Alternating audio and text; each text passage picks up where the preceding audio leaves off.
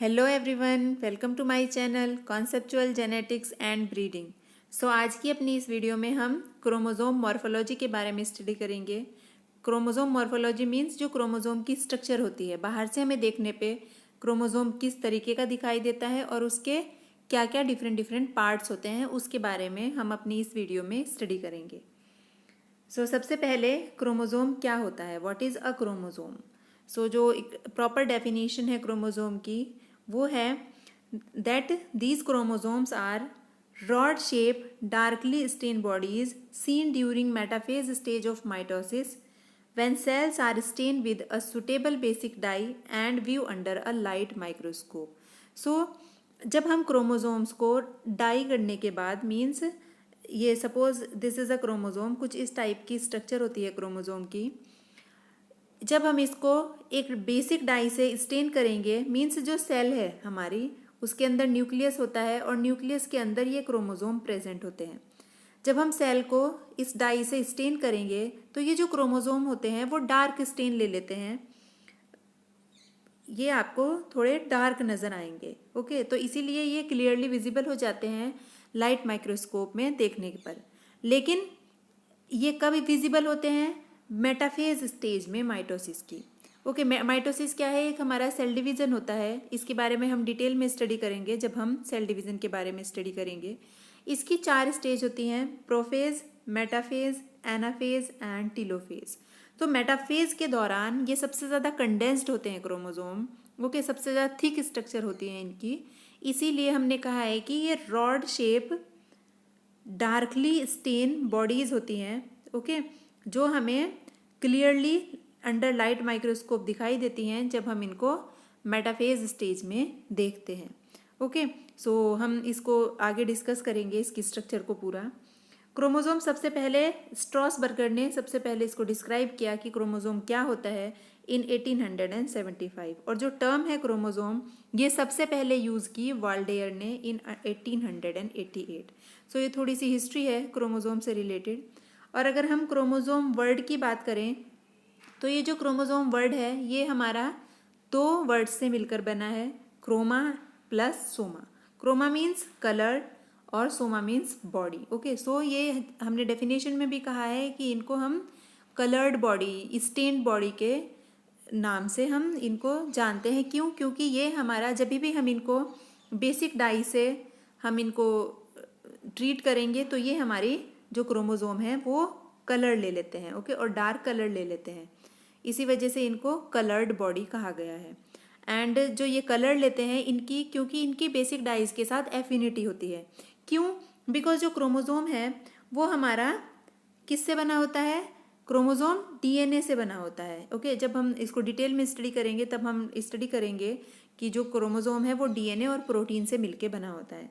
तो जो डीएनए है हमारा वो निगेटिवली चार्ज होता है, एसिडिक होता है नेचर में, और एसिडिक होने की वजह से जो बेसिक डाई है वो इस पे आके अटैच हो जाती हैं।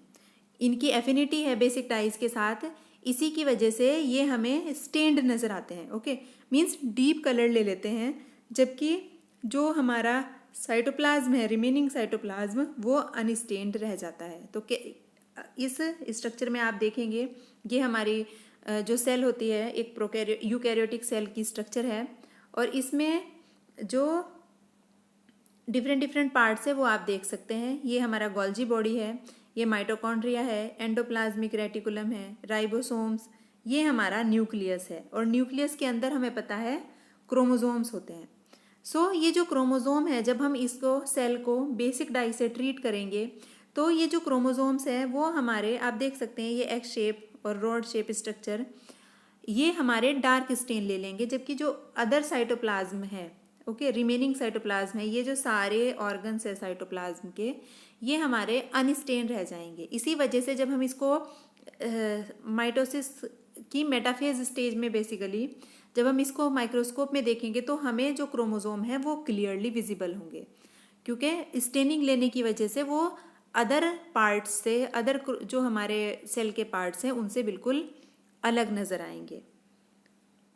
अगर हम क्रोमोसोम की मॉर्फोलॉजी की बात करें, मॉर्फोलॉजी मीन्स होता है जो बाहर से हमें देखने पे कैसा लग रहा है, उसके डिफरेंट हमें क्या पार्ट्स नज़र आ रहे हैं, उसको हम क्या कहते हैं, क्रोमोसोम मॉर्फोलॉजी कहते हैं। तो ये जो हमने पहले बात कर ली है कि जो माइटोसिस की मेटाफेज स्टेज है वो हमें सबसे ज़्यादा सूटेबल होती है क्रोमोसोम्स के ऊपर स्टडी करने के लिए। क्यों? क्योंकि यहाँ पे जो क्रोमोसोम्स हैं वो बिल्कुल क्लियर और कंडेंस्ड फॉर्म में होते हैं। ओके, अगर हम बात करें प्रोफेज की, जो माइटोसिस की पहली स्टेज है, वहाँ पे जो हमारा क्रोमोसोम होते हैं वो बिल्कुल लूज स्ट्रक्चर में रहते हैं, ऐसे थ्रेड लाइक स्ट्रक्चर होती है। तो इसमें कुछ भी जो डिफरेंट डिफरेंट क्रोमोसोम है वो सब ऐसे आपको साइटोप्लाज्म में नज़र आएंगे, तो न्यूक्लियस के अंदर नज़र आएंगे। तो हमें एक क्रोमोसोम को दूसरे क्रोमोसोम से आइडेंटिफाई करना डिफ़िकल्ट होगा, वहाँ पे हम उसको स्टडी नहीं कर पाएंगे। लेकिन जब प्रोफेज से मेटाफेज स्टेज आती है तो मेटाफेज स्टेज में ये जो थ्रेड है ये इस तरीके की शेप लेना शुरू कर देता है, रॉड शेप। ओके, और ये एक्स शेप स्ट्रक्चर हमें देखने को मिलती है। इसी वजह से यहाँ पे ये कंडेंस्ड हो गया है, ये जो थ्रेड है इसने अपने आप को ऐसे कंडेंस्ड करके इस तरीके की शेप ले ली है। तो अब हमें इसको क्लियरली विजिबल हो जाता है। तो इसके जो डिफरेंट डिफरेंट पार्ट्स हैं कि क्या क्या ये पार्ट्स हैं, इनको स्टडी करना हमारे लिए ईजी हो जाता है मेटाफेज स्टेज में। ओके, इसीलिए हम इसको माइक्रोस्कोप में मेटाफेज स्टेज में स्टडी करते हैं, क्रोमोसोम की स्ट्रक्चर के बारे में, उसकी मॉर्फोलॉजी के बारे में। तो जब हम इसको स्टडी करते हैं हमें डिफरेंट डिफरेंट पार्ट्स इसके नज़र आते हैं। पहला क्या है, क्रोमेटिड्स, और क्रोमेटिड्स में ही लॉन्ग आर्म और शॉर्ट आर्म हमें देखने को मिलती है। सेंट्रोमियर होता है, टीलोमियर होता है, सेकेंडरी कॉन्स्ट्रिक्शन और सैटेलाइट। ये हमारी कुछ स्ट्रक्चर हैं जो हम जब स्टडी करते हैं क्रोमोसोम को हमें देखने को मिलती है। तो इनको हम एक एक करके स्टडी करेंगे। सबसे पहले क्रोमेटिड्स क्या होता है। हर एक जो एक क्रोमोसोम होता है, या हम कह सकते हैं कि जो मेटाफेज क्रोमोसोम होता है वो हमारा 2 आइडेंटिकल पार्ट में डिवाइड होता है, जिनको हम क्रोमेटिड्स कहते हैं। तो अगर ये हमारा एक क्रोमोसोम है, सपोज ये हम इसको 2 आइडेंटिकल पार्ट में डिवाइड कर सकते हैं। अगर हम इसको वर्टिकली इसका हम सेक्शन कर दें। ओके, तो आप देख सकते हैं एक पार्ट ये है और दूसरा पार्ट ये है। तो ये जो एक पार्ट है इसको हम क्रोमेटिड कहते हैं और ये दूसरा क्रोमेटिड होता है। ओके, सो क्रोमेटिड्स क्या है, basically each metaphase chromosomes divided into 2 identical part, each is known as chromatid. Okay, so ये जो माइटोसिस मेटाफेज स्टेज पे जो क्रोमोसोम है, जब हम उसको 2 पार्ट में डिवाइड कर देते हैं तो हर एक पार्ट को हम क्या कहते हैं, क्रोमेटिड कहते हैं। ओके, सो जो 2 क्रोमेटिड होते हैं एक सिंगल क्रोमोसोम के, उनको हम सिस्टर क्रोमेटिड कहते हैं। तो ये हमारा एक सिंगल क्रोमोसोम है, ये इसका फर्स्ट क्रोमेटिड, ये इसका सेकंड क्रोमेटिड। तो ये जो दोनों क्रोमेटिड हैं हम इनको क्या कहेंगे, इनको हम सिस्टर क्रोमेटिड्स कहेंगे, बिकॉज ये एक ही क्रोमोसोम के पार्ट हैं, दोनों आइडेंटिकल होते हैं। जो हमारा जीन यहाँ प्रेजेंट है वही हमारा यहाँ प्रेजेंट होगा, जो जीन यहाँ प्रेजेंट है वो भी यहाँ भी वही प्रेजेंट होगा। इसलिए इनको क्या कहते हैं, हम सिस्टर क्रोमेटिड्स कहते हैं। और नॉन सिस्टर क्रोमेटिड्स क्या होते हैं, जो क्रोमेटिड्स हमारे होमोलोगस क्रोमोसोम्स के होते हैं उनको हम नॉन सिस्टर क्रोमेटिड्स कहते हैं। जैसे ये हमारा एक होमोलोगस क्रोमोसोम पेयर है। हमें सबको पता है कि जो क्रोमोसोम्स होते हैं वो पेयर्स में होते हैं, और एक पेयर को हम क्या कहते हैं, होमोलोगस क्रोमोसोम पेयर कहते हैं। ओके, जैसे फॉर एग्जाम्पल ह्यूमंस में कितने क्रोमोसोम होते हैं, 23 पेयर्स होते हैं। ओके, या हम कह सकते हैं कि 46 क्रोमोसोम होते हैं। 23 पेयर इसलिए कि हर एक क्रोमोसोम पेयर में रहता है। ओके, उसके जैसा ही दूसरा एक क्रोमोसोम होता है, इसलिए 23 पेयर्स भी कहते हैं हम कि 23 पेयर्स प्रेजेंट है। तो ये जो हमारा होमोलोगस क्रोमोसोम पेयर है, इसमें जो दोनों क्रोमोसोम के जो क्रोमेटिड्स हैं उनको हम नॉन सिस्टर क्रोमेटिड्स कहते हैं। एक ही क्रोमोसोम के जब 2 क्रोमेटिड की बात करते हैं तो ये हमारे दोनों सिस्टर क्रोमेटिड्स कहलाते हैं। जबकि अगर हम ये क्रोमेटिड और इस क्रोमेटिड की बात करें तो ये दोनों आपस में नॉन सिस्टर क्रोमेटिड्स होंगे। ओके, क्योंकि ये होमोलोगस क्रोमोसोम पेयर के 2 अलग अलग क्रोमोसोम के क्रोमेटिड्स हैं। ओके, तो क्रोमेटिड्स क्या होता है हमने डिस्कस किया, सिस्टर क्रोमेटिड्स क्या होते हैं और नॉन सिस्टर क्रोमेटिड्स क्या होते हैं। नेक्स्ट हमारा आता है आर्म्स। ओके, तो हर एक क्रोमोसोम की हमने बताया कि एक शॉर्ट आर्म होती है और एक लॉन्ग आर्म होती है। जनरली आप अगर देखेंगे कि एक जो क्रोमोसोम है, सपोज ये है और इसकी एक आर्म ये है, कह सकते हैं कि एक आर्म ये है और एक आर्म ये है। तो क्या होता है कि एक कह सकते हैं कि एक कॉन्स्ट्रिक्शन होता है या एक नैरो स्ट्रक्चर होती है जो हमारे क्रोमेटिड को दो पार्ट में डिवाइड करती है।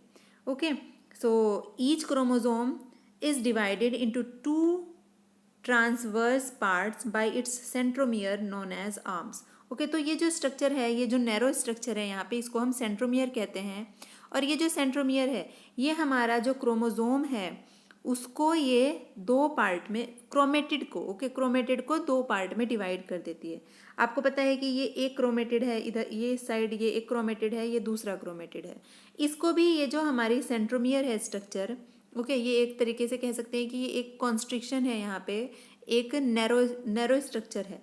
पूरे क्रोमोसोम की अगर आप देखें विड्थ इतनी है, जबकि यहाँ पे विड्थ कम है, इसलिए ये जो नैरो स्ट्रक्चर है इसको हम सेंट्रोमियर भी कहते हैं। इसको हम आगे डिस्कस करेंगे क्या होता है सेंट्रोमियर। ये हमारे जो क्रोमेटिड है उसको दो पार्ट में डिवाइड कर देती है। तो इसीलिए जो छोटा पार्ट है उसको हम शॉर्ट आर्म कहते हैं और जो रिलेटिवली बड़ा पार्ट होता है उसको हम लॉन्ग आर्म कहते हैं। ओके, सो ये जो क्रोमेटिड है ये दो पार्ट में डिवाइड हो गया है, एक शॉर्ट आर्म और एक लॉन्ग आर्म। जो हमारी शॉर्ट आर्म होती है उसको हम पी से भी डिनोट करते हैं। ओके, पी का मतलब है यहाँ पे ये एक पी का मतलब है स्मॉल, पेटाइट। ओके, पेटाइट ये एक फ्रेंच वर्ड है पेटाइट, जिसका मतलब होता है, इंग्लिश मीनिंग होता है स्मॉल। तो जो स्मॉल आर्म है उसको पी आर्म भी कहते हैं और जो लॉन्ग आर्म है उसको क्यू आर्म कहते हैं। क्यू इज सिंपली पी के बाद क्या आता है, पी के बाद क्यू आता है, इसलिए इसको हम क्यू से डिजिग्नेट करते हैं। तो ये जो आर्म हो गई हमारी क्रोमोसोम की, एक लॉन्ग आर्म हो गई और दूसरी शॉर्ट आर्म हो गई। ओके, लॉन्ग आर्म को हमने क्यू से डिनोट किया है जबकि शॉर्ट आर्म को हमने पी से डिनोट किया है।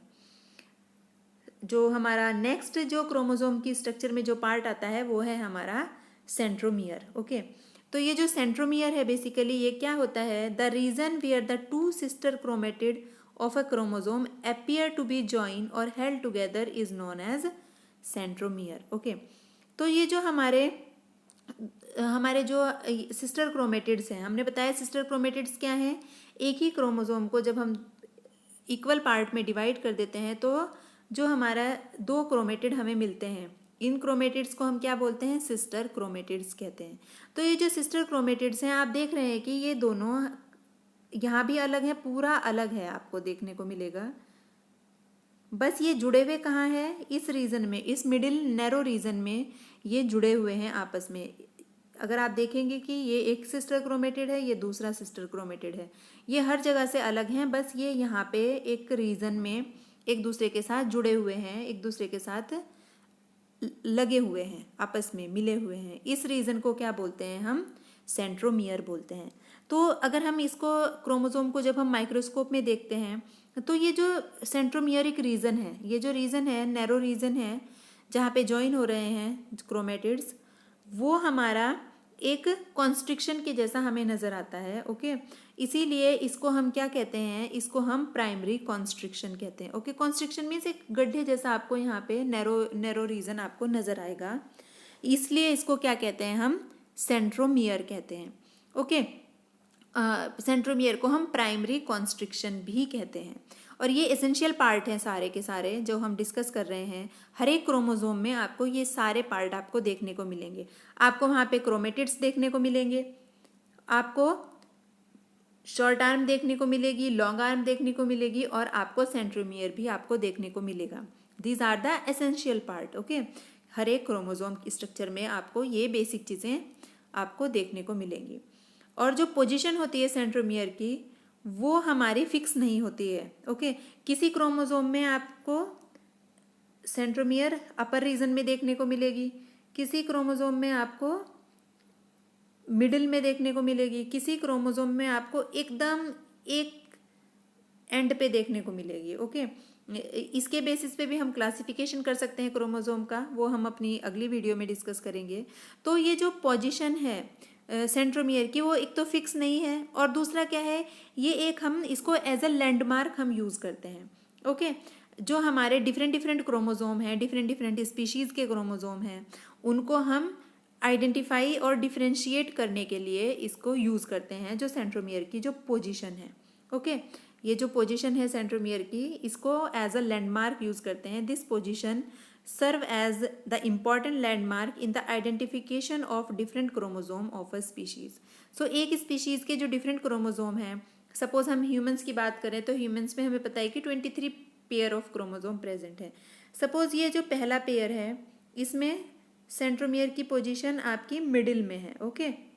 जो दूसरा पेयर है उसमें एक एंड पे है बिल्कुल। Okay, the upper and. जो दूसरा क्रोमोजोम है उसमें नियर द सेकंड एंड है। तो ये हमें डिफरेंट जो क्रोमोजोम है उनको ये आइडेंटिफाई करने के लिए काम आता है कि ये फर्स्ट पेयर है, ये सेकंड पेयर है, ये थर्ड पेयर है एंड सो ऑन। सो ये इम्पॉर्टेंट लैंडमार्क है। हम क्रोमोजोम्स को, डिफरेंट क्रोमोजोम्स को आइडेंटिफाई कर सकते हैं किसी भी पर्टिकुलर जो स्पीशीज़ है उसकी। ओके, बिकॉज जो सेंट्रोमियर है हर एक क्रोमोजोम में वो फिक्स पोजीशन पे होता है। ओके, डिफरेंट क्रोमोजोम में वो डिफरेंट जगह पे होता है, लेकिन एक क्रोमोजोम पेयर में वो फिक्स होता है। सपोज ये जो हमारा पहला पेयर है इसमें मिडिल में है सेंट्रोमियर। ओके, तो हमेशा ये इस क्रोमोजोम में मिडिल में ही रहेगा सेंट्रोमियर। ओके, सो ये हम इसको क्या कहते हैं, सेंट्रोमियर या प्राइमरी कॉन्स्ट्रिक्शन कहते हैं। और सेंट्रोमियर क्या है, जो जहाँ पे हमारे जो सिस्टर क्रोमेटिड हैं वो एक दूसरे से ज्वाइन रहते हैं, वो हमारा क्या कहलाता है, सेंट्रोमियर कहलाता है। ओके, सेंट्रोमियर या प्राइमरी कॉन्स्ट्रिक्शन। जो नेक्स्ट जो इम्पॉर्टेंट पार्ट है क्रोमोजोम का वो है हमारा टीलोमेयर। ओके, टीलोमेयर क्या होता है, बेसिकली जो सिस्टर क्रोमेटिड्स आप देख रहे हैं इनके जो एंड पार्ट है, बिल्कुल जो एंड पार्ट है क्रोमेटिड्स के, they are known as telomere. Okay, ये जो हमारे पार्ट है, एंडिंग है हर एक क्रोमोजोम के क्रोमेटिड की, इसको क्या कहते हैं हम, टीलोमियर कहते हैं। सो टीलोमियर क्या है, the two end of the chromosome are known as telomere, this end and this end. Okay, ये हमारा टीलोमियर कहलाता है। और जो टीलोमियर है वो बहुत इंपॉर्टेंट है। क्यों, बिकॉज वो क्रोमोजोम्स को स्टेबिलिटी देते हैं। आपको पता है कि एक सेल का जो न्यूक्लियस है उसके अंदर सारे क्रोमोजोम प्रेजेंट होते हैं। सपोज ह्यूमंस में कितने हैं, 46 क्रोमोजोम्स हैं। तो एक सेल का जो न्यूक्लियस है उसके अंदर वो सारे के सारे 46 क्रोमोजोम प्रेजेंट होंगे। तो एक क्रोमोजोम दूसरे क्रोमोजोम से ज्वाइन ना हो जाए उसके लिए ज़रूरी है, यानी कि क्रोमोजोम की स्टेबिलिटी बहुत ज़रूरी है। तो उसके लिए टीलोमियर का फंक्शनल होना बहुत ज़रूरी है। तो अगर ये टीलोमियर डैमेज हो जाएंगे तो ये दूसरे क्रोमोजोम के साथ जाके अटैच हो सकता है। इसीलिए ये टीलोमियर है, ये हमारे इंटैक्ट होने चाहिए, ये डैमेज नहीं होने चाहिए। और ये इंपॉर्टेंट स्टेप्स प्ले करते हैं क्रोमोजोम की स्टेबिलिटी के लिए। यानी एक क्रोमोजोम दूसरे क्रोमोजोम से जाके जुड़ सकता है, ओके, टूट सकता है अगर टीलोमियर हमारा प्रॉपर नहीं होगा। ओके, तो टीलोमियर क्या है, जो दो एंड है क्रोमोजोम के क्रोमेटिड के, उनको हम टीलोमियर कहते हैं। और टीलोमियर का काम क्या होता है, ये स्टेबिलिटी प्रोवाइड करते हैं क्रोमोजोम्स को, क्योंकि ये टीलोमियर होने की वजह से एक क्रोमोजोम दूसरे क्रोमोजोम के साथ जाके चिपकता नहीं है। ओके, जुड़ता नहीं है। अगर ये जुड़ रहा है दूसरे क्रोमोजोम के साथ जाके तो इसका मतलब है कि ये जो टीलोमियर है इस क्रोमोजोम के वो डैमेज हो गए हैं। ओके, सो ये भी हमारा इंपॉर्टेंट पार्ट है एक क्रोमोजोम का, टीलोमियर। अब नेक्स्ट आता है हमारा सेकेंडरी कॉन्स्ट्रिक्शन। प्राइमरी कॉन्स्ट्रिक्शन हमने पढ़ा, जो हमारी सेंट्रोमियर होती है उसको हम प्राइमरी कॉन्स्ट्रिक्शन कहते हैं। ओके, तो सेकेंडरी कॉन्स्ट्रिक्शन क्या है, secondary constriction, in some chromosome a secondary constriction is also present in addition to centromere. Okay, this is known as secondary constriction. Okay, so basically एक और प्राइमरी कॉन्स्ट्रिक्शन हमने बताया एक नैरोवर रीजन होता है basically एक क्रोमोजोम का। तो कभी कभी एक दूसरा नैरो रीजन भी क्रोमोजोम में प्रेजेंट होता है, जैसे यहाँ पे ये प्रेजेंट है। इस दूसरे नैरो रीजन को, कंस्ट्रिक्टेड रीजन को हम क्या कहते हैं, सेकेंडरी कॉन्स्ट्रिक्शन कहते हैं।